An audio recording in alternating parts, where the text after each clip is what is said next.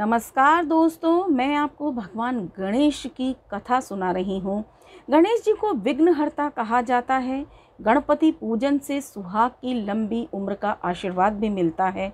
बुधवार के दिन गणेश जी के पूजन के साथ यह कथा अवश्य सुननी चाहिए, इससे अमर सुहाग मिलता है।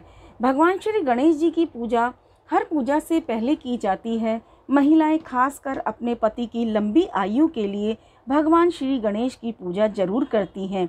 ऐसी मान्यता है कि भगवान गणेश की पूजा करने से पति की लंबी आयु होने के साथ साथ ससुराल हमेशा खुशियों से भरा रहता है। वहाँ कोई भी दुख दरिद्रता कभी नहीं आती है। एक समय की बात है, एक भाई बहन रहते थे। बहन का नियम था कि वे अपने भाई का चेहरा देखे ही खाना खाती थी। हर रोज सुबह उठती, जल्दी जल्दी सारा काम करके अपने भाई का मुंह देखने के लिए उसके घर जाती।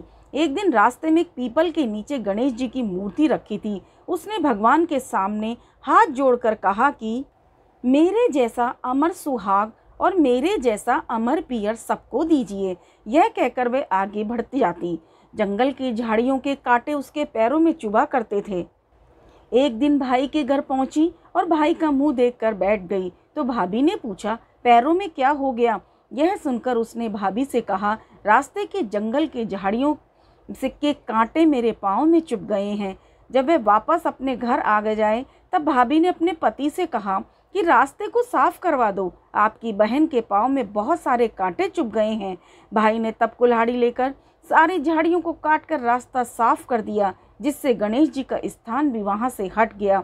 यह देखकर भगवान गणेश गुस्सा हो गए और उसके भाई के प्राण हर लिए। लोग अंतिम संस्कार के लिए जब भाई को ले जा रहे थे तब उसकी भाभी रोते हुए लोगों से बोली, थोड़ी देर रुक जाओ, उसकी बहन आने वाली है। वह अपने भाई का मुंह देखे बिना नहीं रह सकती, उसका यह नियम है। तब लोगों ने कहा, आज तो देख लेगी पर कल कैसे देखेगी? रोज दिन की तरह बहन अपने भाई का मुंह देखने के लिए जंगल से निकली। तब जंगल में उसने देखा कि सारा रास्ता साफ किया हुआ है। जब आगे बढ़ी तो देखा सिद्धिविनायक को भी वहां से हटा दिया गया है।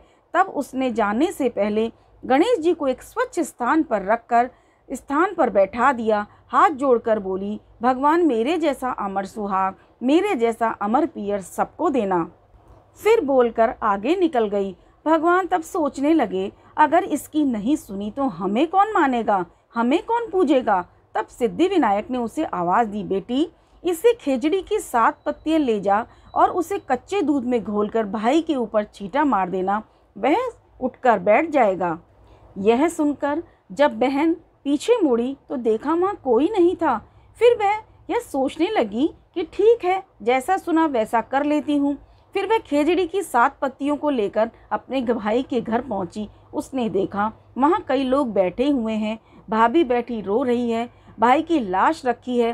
तब उसने उस पत्तियों को बताए हुए नियम के अनुसार भाई के ऊपर इस्तेमाल किया। तब भाई उठकर बैठ गया। भाई बोला बहन से, मुझे तो बड़ी गहरी नींद आ गई थी। तब बहन बोली, यह नींद किसी दुश्मन को भी ना आए। उसने सारी बात अपने भाई को बता दी। बोले, गणेश जी महाराज की जय।